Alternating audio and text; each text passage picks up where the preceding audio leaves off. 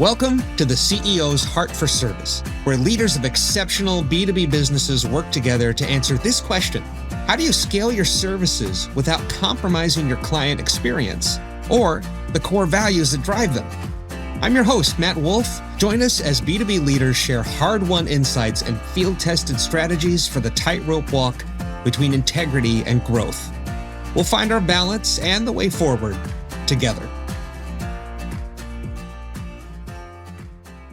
Okay, today we're talking to Adam Pattisall, the CEO of IncrediTek, who just happens to be someone special to you, Sarah.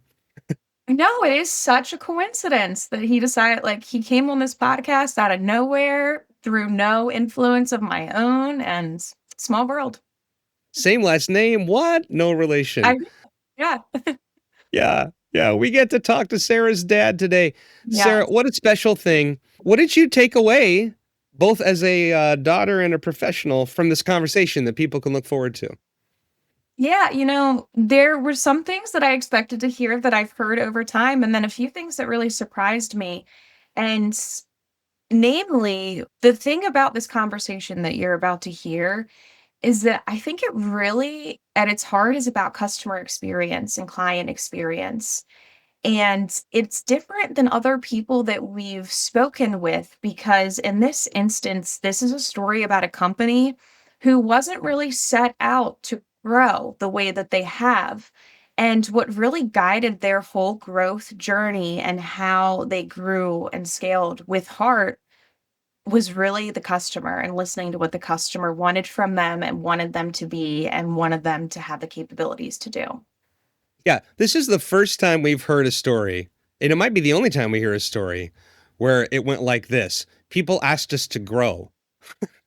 Yeah. The customers, the clients asked them to grow in spite of themselves because they were doing such a great job at the client experience. Really interesting. So let's just jump over there. Let's get into it. We're going to go talk to Adam, and we'll see y'all on the other side. Yes, we hope you enjoy it as much as we did. It's a very special episode, right, today of our podcast. It is our first ever father-daughter podcast with Adam Pattisall of IncrediTek. Welcome to the show. Thank you very much, Matt. And I think you know Sarah. Hello, everyone. And just for everyone else, and most people, if you've heard before, you've heard Sarah, but Sarah is our brilliant brand strategist and one of my amazing co-hosts here at Brand 3. We're going to hop in. We work with B2B service providers here at Brand 3, and everyone that we meet and work with, like you, Adam, is they're providing services that are high stakes, high ticket things. Let me take care of your network, your technology, your finances, your marketing strategy. So they're highly relational things built on carefully crafted relationships, built on trust, built on human interactions. So we try to be as human as possible on this podcast. And so before we talk about your business and the growth story that we're going to look at, we like to just kick off with a little human question of some kind. And today, Sarah knows what it is, and I actually want Sarah to ask it because I think it'll be fun for her to ask you this. Yes. Oh, this is fun. All right. Yeah. Father, Dad, who did you want to be when you grew up? What did you want to be when you grew up? Geez, great question. I'm not sure I still have an answer to that question, and I for sure hadn't grown up yet. Yes, and I take after you because I feel the same. I would say it bounced around my whole life. I mean, I for sure looked up to my father, and then, at different points in your life, you look up to different people. And then as you get to know them more and more, you start to realize that maybe they're not everything you wanted to be. Maybe there's some things about them that you'd do differently if you were in their position. So, I've always told you, Sarah, you can learn something from everybody.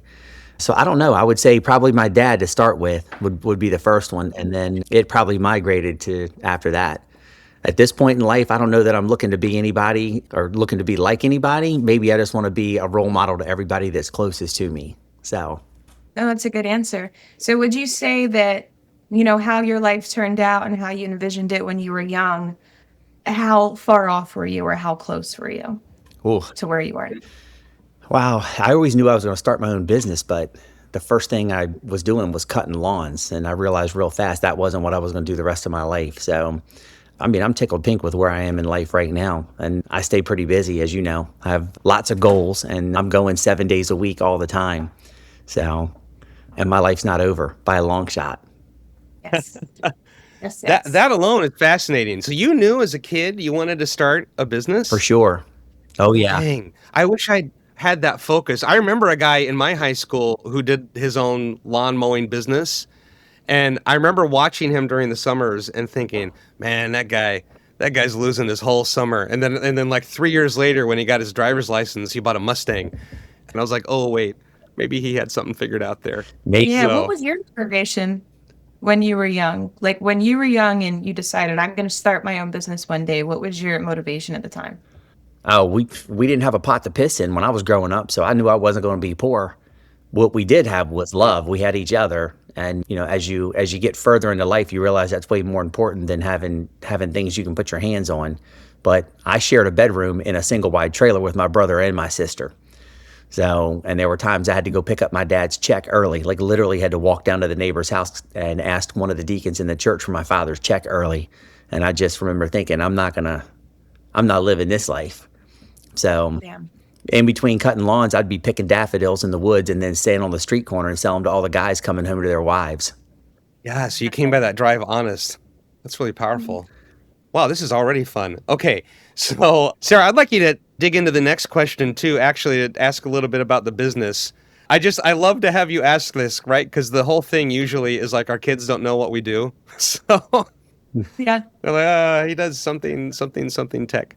So Sarah, you probably do know more, but I'd love you to just ask a little bit about IncrediTek.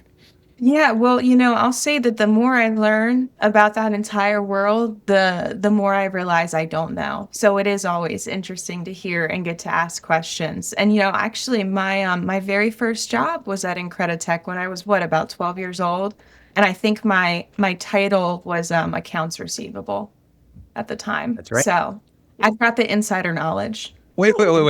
You were accounts receivable at 12 years old?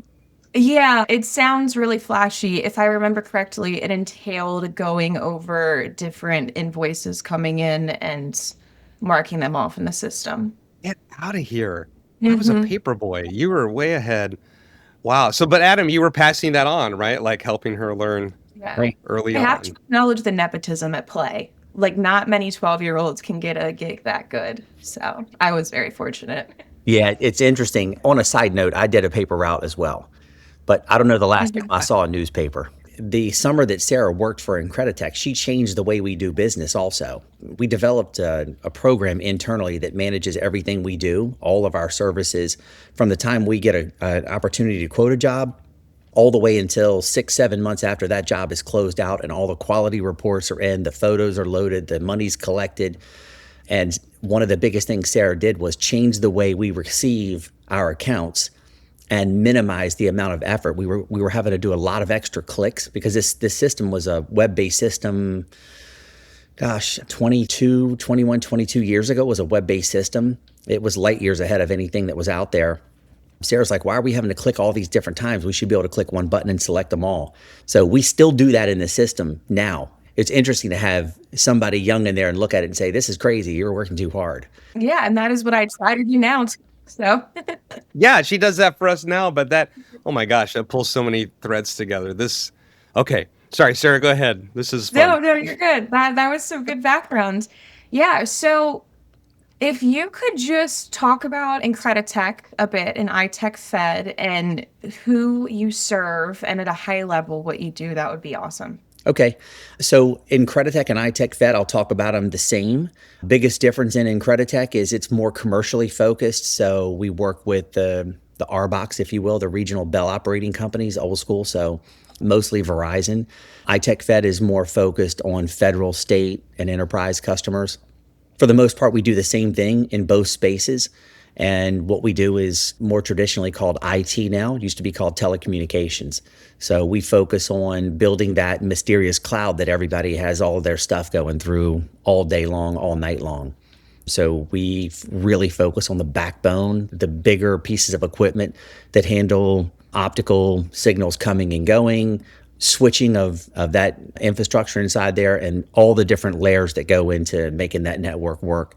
And we will take out the older gear that's obsolete and put the new gear in and replace it with that. Sometimes we're shutting down new sites. Sometimes we're bringing up new sites. And we're doing that stuff, pretty much wherever it's required. We've got guys right now in Okinawa, Japan. So Yeah, how far is your reach? Are you're national, international, just wherever? well, if you believe the earth is round, which I'm not one of those people, by the way, we have people Oh my gosh, we're not going to do that on this podcast.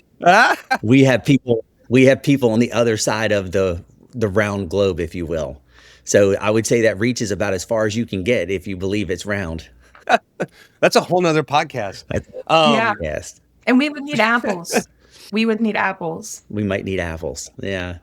Yeah, we go wherever. It's very specialized. I would say that in high school I was in auto mechanics, and I was very fortunate. I got to work on the crazy stuff. Mind you, this was in the late 80s, and I was doing things like four-wheel disc brakes, turbos, things like that. I wasn't doing a lot of brakes and oil changes. And I would say that we still are in that same mode. And what IncrediTek and ITekFED do is really work on those newer bleeding edge technologies, not the ones that are sort of old school, if you will. So we're not pumping up tires and changing oil. We're doing the stuff that's deep inside the inner workings of the systems that control this whole backbone of the network. So we go wherever the hot stuff is. And we're not big. We're not IncrediTek's 80 some people, and ITekFED makes up about 6 people. So, and we like it to be smaller like that. We're a lot more nimble. So we sort of pick and choose the stuff we do, and we're the guys they call when stuff needs to get done and get done right the first time. Yeah. Well, it's all a matter of perspective too, right? Like, yeah, you're not the giant telecom company, but I still think any company that gets to 80 employees and that size, that's not easy. And of course, we're going to talk about that. It's an incredible accomplishment. So this is kind of a basic question, but are you building private clouds for companies mainly, or connecting them to the big players, or is it a little bit of both? Yeah, so for sure, I think to some level everything's private inside of a Right. customer's network. It's when you reach outside of that, and that gets into some of the security stuff. Some customers don't want to touch the internet, the dirty internet, and some customers don't have a choice. And the ones that don't have a choice have their inside infrastructure, and then they have their infrastructure that does reach out to the rest of the world. So we do both. We don't get too involved in, I would say, we don't get too involved in where the Uber's driving to. We just help provide the vehicle and make sure that it runs well. So point A to point B to us isn't super important in most cases. And we just provide the infrastructure so that they can get anywhere they need to with that network and any of the information that's going to ride it. Oh, that's a great metaphor. That's really helpful. Okay. Here's my next question. Why did we need IncrediTek in the world? Like, what was the sense of purpose, and origin behind it? You're like, we're going to do this. And we're going to do it this way. More so because I needed not to work for somebody else. That's probably why. It comes up a lot. Yeah. I mean, my opportunity to hop from a big company, I ended up with Lucent Technologies, not by choice, but by purchase. And it was real obvious pretty quickly that the larger companies that were doing services work for the companies that needed that, the Verizons, AT&Ts, they weren't filling the void. I think that's how a lot of companies start, right? They see something that's not being done the way they want to do it, and they go out and do it better.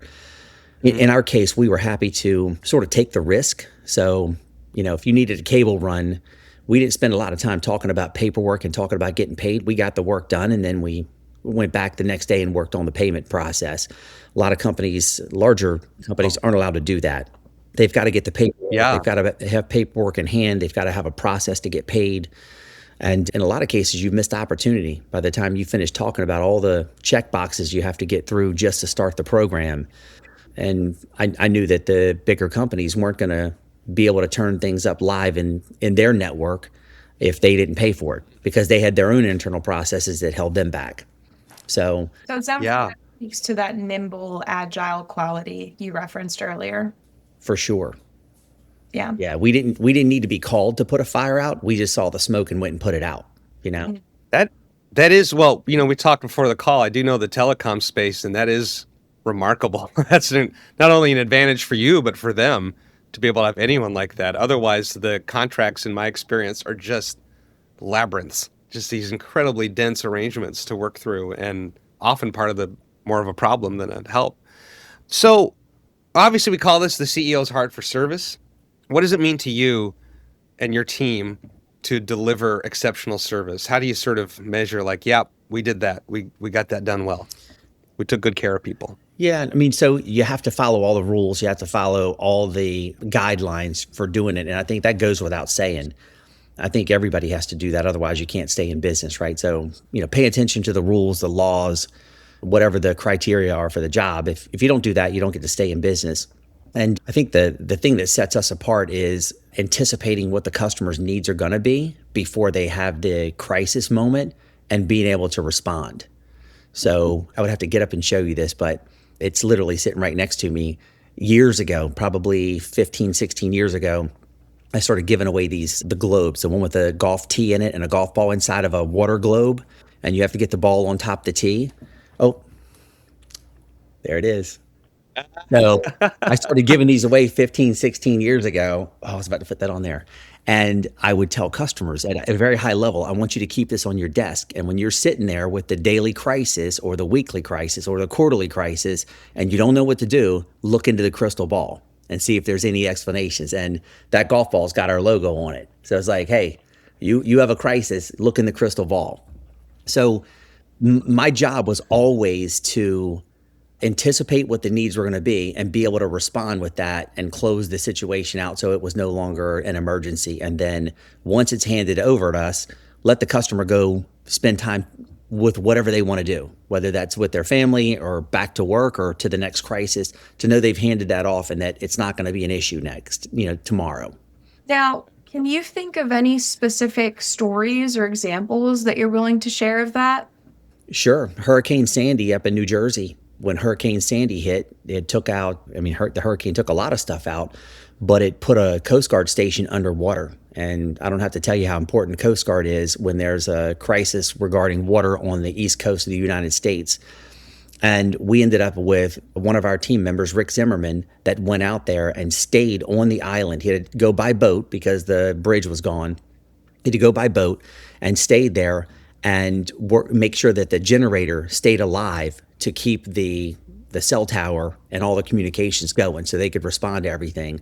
And, funny thing is, I think I know Rick spent more time keeping the generator running than he did with any of the telecom stuff. And we don't do generator stuff as a tradition. We do have a power division, but it's mostly new stuff. We're not there to keep the engines running, so to speak. But we ended up winning a huge award from Verizon for that because we were able to keep the Coast Guard station online when it was underwater. And it's just super funny that that's not even what we do. But Rick's the one guy that ended up on site, and he's our big NASCAR buff. So loves tinkering with cars, and he's like, hey, I do this on my weekends for fun. So that's just one example. Right. It's a great example, though. Yeah, Sandy, I was actually there. I lived in Queens in New York during Sandy, and my wife's family is on LBI. They got hit really hard in New Jersey, Long Beach Island. If you weren't there, it's hard to understand the scope of what that was and just how many systems were knocked out. That's incredible. Right. It even knocked out. So my background is in theater. So I was a storyteller in the world of theater before I went into brand and marketing. And I was in a Broadway show at that time that was partially closed by Sandy because all the bus and tunnel traffic got shut down and everything went crazy. Okay, so this podcast, we're called The CEO's Heart for Service. And, the main thread that we like to explore is for people like you, as your story demonstrates, who really care about the people who they serve and care about their clients and doing well for them. As you grow, one of the biggest questions becomes, how do we keep doing that? How do we maintain the quality of service? How do we stay true to who we are, our core values, what makes us unique and powerful in this industry and to our clients? So that's a theme we want to explore next. Sarah, I'll let you dig in there a little bit. Yeah, so right, I know, being your daughter, that you have a really, what I think is an interesting growth story. So I'm wondering if you could tell us a bit about that from the lens of where there were maybe tensions or challenges you encountered in managing that growth alongside the level of service that you wanted to deliver and how you overcame that. Sure. It's a lot easier question. I don't need to elaborate a whole lot on it. When I started the company, I mean, Sarah was, you were young, like 6 years old when I first started the company, and Sarah's got two younger brothers. So we had a house full of kids, and it was just me working. So I had to be on point with what I was going to do. The company size originally was only going to be 11 people. And when I started, it was just me working out of the bed of my pickup truck. So I had a spool of cable in the back of my truck, and I went wherever that cable was needed, and I'd engineer the job. I'd go back out in the parking lot, print everything out, take it in, get it signed, and come back during the safe window, whether it was 10 p.m. or midnight, run the cable Yeah. and test everything out. The next day I would invoice it and go do another one. So we never planned to have more than 11 people so that we could stay nimble. But what kept us the size we are, and still today the size we are, is I just don't get involved in anything I can't afford to lose. If somebody asked us to do a $50 million project, I'm out. So I would hand that to one of my close friends that's in a size company to handle that. We don't have anybody financially backing us. We don't have investors. We don't have a board. So when bigger opportunities come up that are outside of what we could manage from a financial standpoint, we just don't get involved. So that's what's managed to keep us the size we are. And I still tell that story today, and it's never going to change. It's an easy one for me. When I decided to start my company, I went to Verizon and sat down with one of the VPs who I still keep in touch with and still play golf with. Told him I wanted to start my own company, and he said, "Be in my office on Wednesday with your business plan." And here I am, who barely made it out of high school, show up with a PowerPoint presentation and said, "This is what I'm going to do in year 1, year 2, and year 5." And he looked at me and said, "I think these numbers are a little too aggressive, and you might have a hard time getting there." And we blew all those numbers away with his help, by the way, and his whole team's help. Oh, wow. Yeah, but he said to me, unless you're independently wealthy, dealing with a company like Verizon, you won't survive this unless you either are independently wealthy or you have somebody backing you. And I said, "Chuck, I don't feel that way." I said, "I'm going to do it the old-fashioned way." I said, "I have an axe. I know how to use it. I'm going to go in the woods and chop a tree down. I'm going to make a 2x4. I'm going to sell it at the local store. I'm going to buy another axe, hire another person, and we're going to go cut down 2 trees, and we'll make 2 2x4s. And that's how we're going to grow this." And that's exactly what we did. And still was that today. We don't owe anybody anything, and we don't have anybody financially backing us, and I like it that way. We're extremely, extremely dangerous in this market because we don't have to report to the street. I don't have to report to the bank. I don't have to report to a board. All I have to do is worry about getting good sleep that night. Do you strategically put the company in a position where the only people you have to answer to and be accountable to are yourselves? That's right. And the families, the family members of the people that work here. That's right. That's fantastic. We often ask this question around the idea of challenges, but I actually kind of want to flip it for a second. And I'm curious, so in this mode that you've described of growth and this commitment you made from the very beginning, what were some of the points along the journey that really fostered like the next phase of growth? Like what were the things that unlocked the next steps to get you from that 11 to 80 people? That was all the customer. The customer wanted us to be the size we are. Still, our customers want us the size we are. Some of our clients don't want us to be so dedicated to them. And I just said, we're always going to be a one basket farm. That's all we get all of our eggs. We put them in one basket. We make sure we don't set that basket down somewhere or drop it, right? So we have customers that want us to get bigger and expand out, even to the point where we would be doing the same work we're doing for their biggest competitors. They would actually prefer for us to have other clients because their fear is tomorrow we may not be here, right? I mean, for the better part of 15, 16 years, we literally had one customer for the whole time. Until we started getting in the federal space, 99% of our revenue came from one customer. And they weren't excited about that. But yet they weren't going to stop using us. Their fear was that we wouldn't be there tomorrow. And they wanted us to go find other clients so that we could diversify, which we've done that now with the federal space, a lot, a good bit. We just got super lucky and we're able to do the same exact thing. So again, it's the same tools, it's the same knowledge, it's the same boxes that we put in, it's the same networks, it's just for federal and commercial. Now, outside of diversifying in the federal space, how did you alleviate some of those fears when they would arise? Oh, with the customers, it didn't bother me. I was too busy fixing stuff. We were too busy out there. Too busy serving them. Yeah, too busy doing all the stuff they wanted us to do. So their fears just fell on deaf ears. I was like, I'm not worried about that. I said, I'll be here tomorrow as long as you guys want us to be here. If at any point you decide you don't want us working for you, just say so. I'm happy to call it quits. But we're here to make you guys happy. You guys grew us. They're the ones that grew us. They're the ones that gave me a contract by myself and trusted me to do this. And then they turned right around and said, oh, by the way, we could use you over here. You could help us with this. We've got this other project coming up. So the points where they wanted us to grow way outside of our bounds in a short period of time, we just had to have the right runway. We needed to know what their objective was, what their goals were, and what their end dates were. And we had to be able to grow in time to make those end dates happen. Where have your challenges been? So it's you, and then it's 11, and at some point it's 80. But it all started with you and all the values, that you've laid out already about how you cared about the clients, how you jump in to help them. How have you transferred that to the rest of the team as you've gotten to 80? Because that's not easy. That's a great question. I actually had a chill when you asked that question because I was with my first employee the majority of this week, and we had a big show in Baltimore and had a lot of customers. And I got to meet a very, very large customer that we just signed up to do work with. And they have big plans for us. And I sat and listened to Matthew, who's my first employee, who Sarah knows well. I wasn't sitting, I was standing. I don't do well sitting. We were standing in this big convention and we're talking to the person that's second in charge to get a massive project done in the next 90 days, by the way. It should have started June 1st. And the questions Matthew was asking blew me away. They're exactly the same questions that I would have asked 23 years ago or 30 years ago to a customer.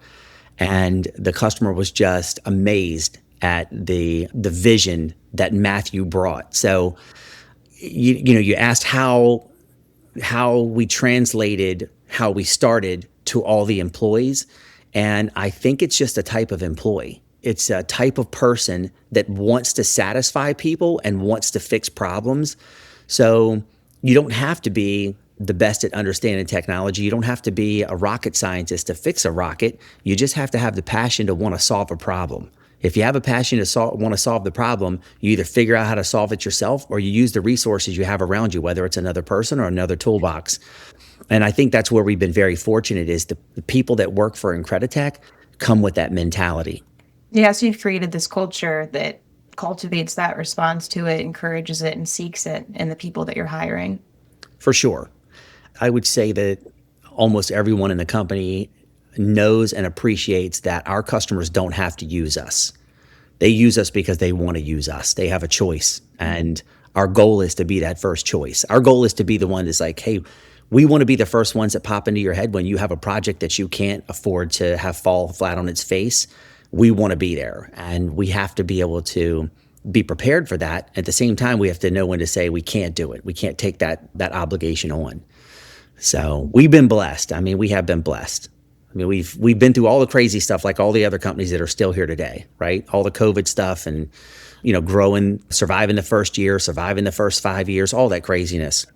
And it's been fun. But really the all the glory and all the pats on the back go to the employees that are here and the folks that are nipping things in the bud and just knocking them down. Again, Matthew having a conversation with a new client that has been told what we do, but has never experienced that. And then we're in a 5-minute conversation and they're blown away because of the questions he's asking about a project that we've not even touched yet.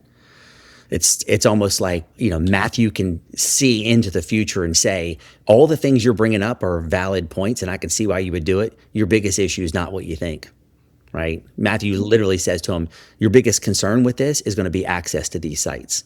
It's not going to be putting the gear in. It's not going to be provisioning it. It's not going to be cleaning the fibers. It's not whether it works or doesn't work. Our biggest issues physically to be getting into 300 sites in the next 90 days.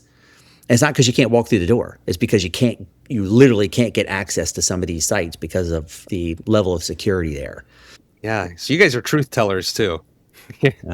Tell it like it is. Yeah. You don't tell the truth, somebody's going to find out real fast. I couldn't get away with that growing up. I don't think I'm going to get away with it now.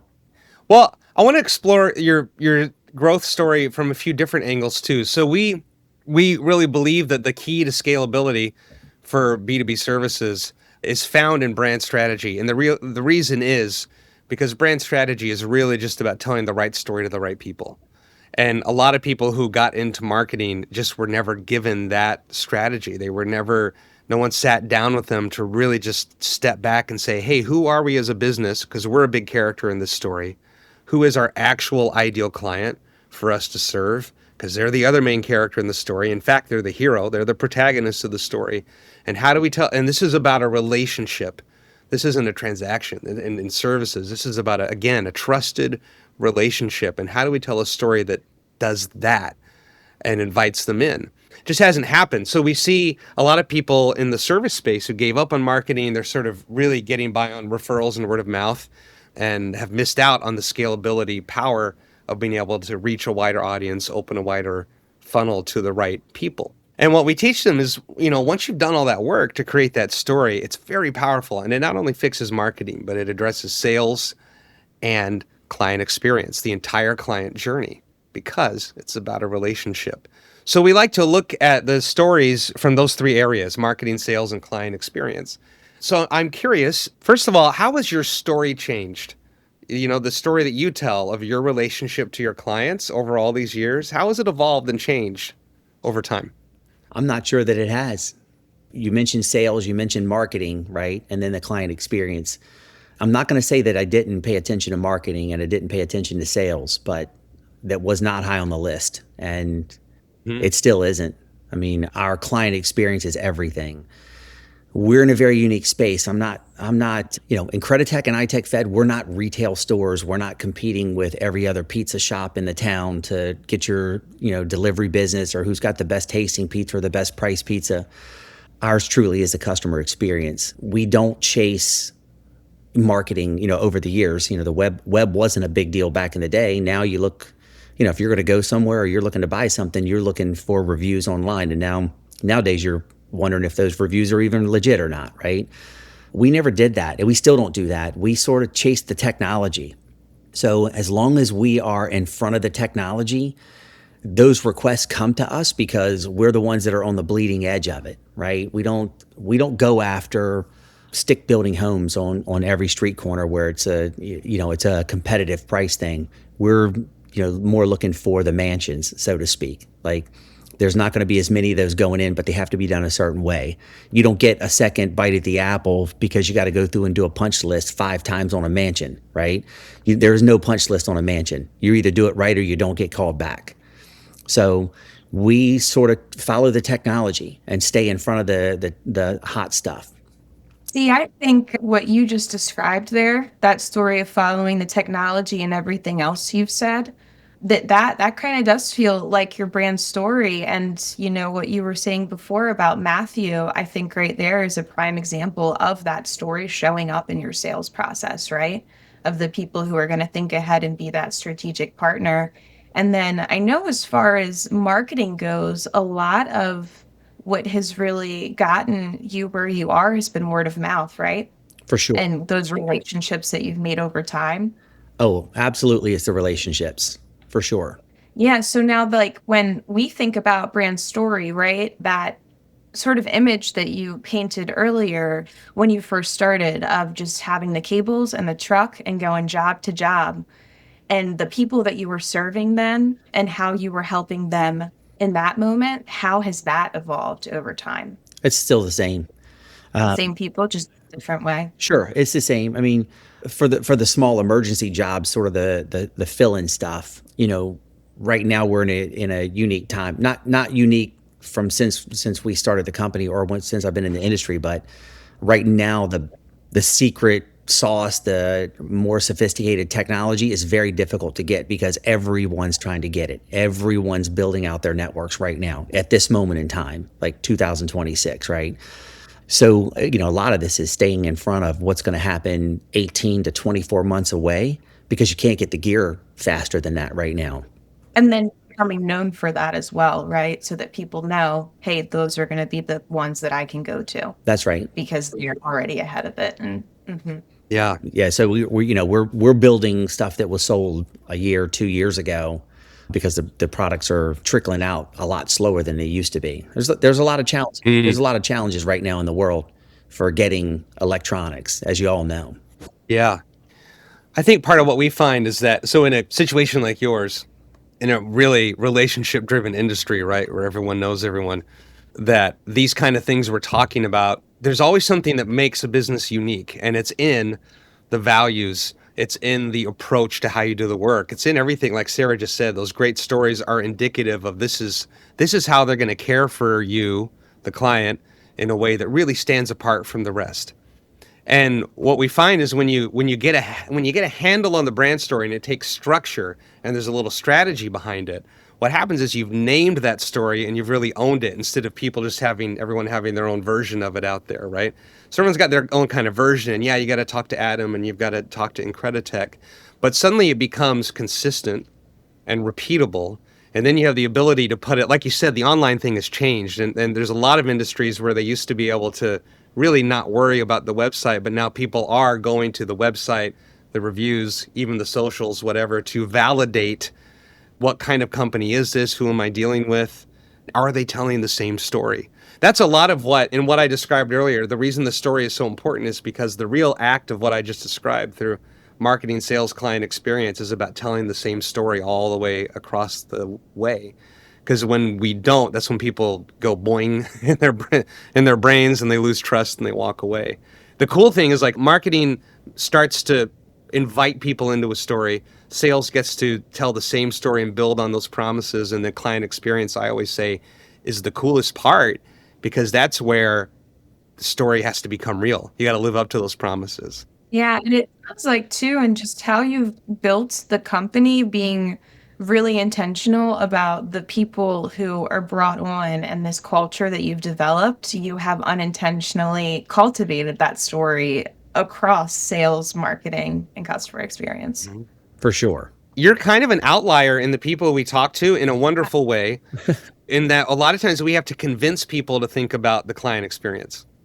Like, we have to sort of get them to be like, hey guys, let's do some customer journey mapping. Hey, let's figure out how to sort of plus what you're doing, or put some structure around it, that's going to make sure everyone's well cared for. And you started there. Yeah. And it's incredible. I think that's probably the most important part, right? Anticipating what the customer's needs are and really trying to help them with that. It's our responsibility to make sure that the customer's networks are secure, built the correct way, so that they can go out and sell their service, right? We have to build the network for our customers in mind. Sometimes the customers get wrapped around the axle with their own processes as well. So they need to not worry about what we're doing.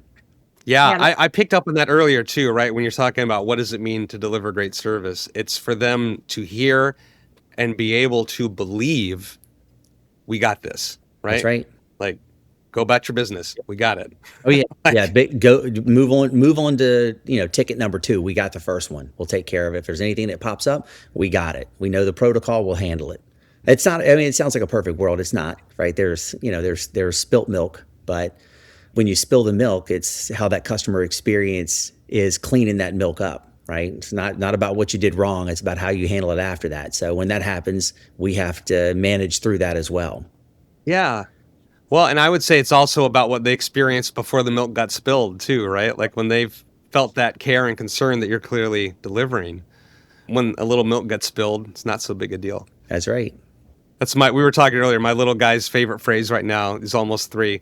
When something goes wrong, he looks at us and goes, it happens. He's got a little gesture, goes with it. I love that. But it's because he feels safe otherwise, right? He knows it's not a big deal. Sure. That he somehow learned, and I'm literally thinking of spills, like in the kitchen, or something falls or something breaks. And he's like reassuring us, hey, we're okay, guys. That's great. What has surprised you about the journey so far of growing this company? Probably how fast the technology's changed. I've always said we don't care about the technology. We'll put anything in and we'll figure anything out. But the speeds that we're transmitting data now compared to when I was, back in the Army, and the speeds that we were transmitting back then is just unbelievable. It just floors me how quickly that technology has changed in such a short period of time. That's probably the biggest. I wouldn't say that's a challenge. I think that's probably more a blessing for us because, like Apple, the faster they come out with a new phone, the more people want it. People have to swap out and get the new ones. Creates opportunity. Yeah, it creates opportunity for those that are ready for it and prepared for it. So if the technology keeps growing by leaps and bounds, it gets more and more complicated. And sometimes it's so complicated, companies they don't want to fool with it. And that's not the space we live in. There's not an option, right? We have to continue to do what we do. I think that's a good segue into a question that I wanted to ask, which is what is next for IncrediTek and ITekFED? Where do you want to take the company in the next 3 to 5 years or further? That's a great question. I would tell you, I've had that question so many times in my career. I don't know that I've been real good at being a visionary of where we're going to go because the customers have always set our direction, right? So I'm going to bail on the question and say that if our biggest clients don't want us here in 3 to 5 years, we won't be here. If our biggest clients want us the same size we're going to be the same size. And if they want us a different size, we're going to be a different size, whether that's bigger or smaller. So I'm cheating on the question because I'm not that goal setting person with growth. And remember, I don't have to report to a board. So I don't have to sweat tough questions. I don't have to report to the street because we don't have a stock price and I'm not worried about growing, quote unquote, the stock value and splits, right? All I have to worry about is what the customer's experience is for us. I actually think that is a very insightful answer because Matt, and I'm curious what you think about this, Matt. Or at least I think I've found that a lot of service-based businesses can fall into the trap of setting those lofty goals and expectations without considering the customer, right? And if they would have considered the customer, they may have realized that some of those goals were unrealistic or perhaps damaging to chase because of how it could affect the customer. Yeah, Sarah, I totally agree. And I'm sitting here thinking about how there's more than one way to communicate a vision. In fact, it has to be communicated in more than one way. And so most of the work around that tends to be focused on words, right? The words that go up on the whiteboard and that go up on the website and the whatever. This is the idea and these are the words and this is where we want to go. But the other side of it is action. It has to be lived. The belief doesn't come true. The reality doesn't come true without the action. And so I feel like what you've done is you've leaned into the action and you've led by action and the vision is there in the values and the service. And it's just a different way to think about it. But I would argue just as potent. And like you said, Sarah, customer centric. I think that's really powerful insight. I really do think we're getting a different view of how to grow and scale a business than we've had in any of the other conversations. I think it's really cool. I also don't think, you've brought up I would call it your independence, your declaration of independence as a business. I don't think a lot of small businesses necessarily recognize what an advantage their independence can be because they're probably trying to be like other things and like other people, and you pushed against that current. It's really cool. That's really true, that, especially in the technology space, I find that a lot of smaller businesses are trying to paint themselves like the enterprises and sound like them, right? Because they think this is going to make me sound more legitimate. But when you really own what's unique, and especially if you can own what's unique because you're a small business and leverage that, it's really going to make you stand out more. Boy, this is great. I know we need to wrap up, but the last thing that we do here, because we've been talking all along, right? Services, and especially in industry, it's about relationship trust. It is about being human. Whatever we're going to do in marketing has to create human experiences so that the potential client can meet someone like you and see their authentic passion and care and concern for their well-being and for what they do.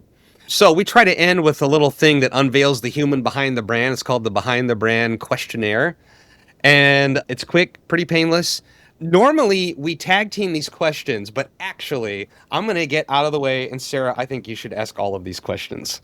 Okay, I love it. Okay, and it's for this Yeah. first question too, I want to preface this by saying for our listeners that you're a bit of a singer. You have a little bit of a performance background, right?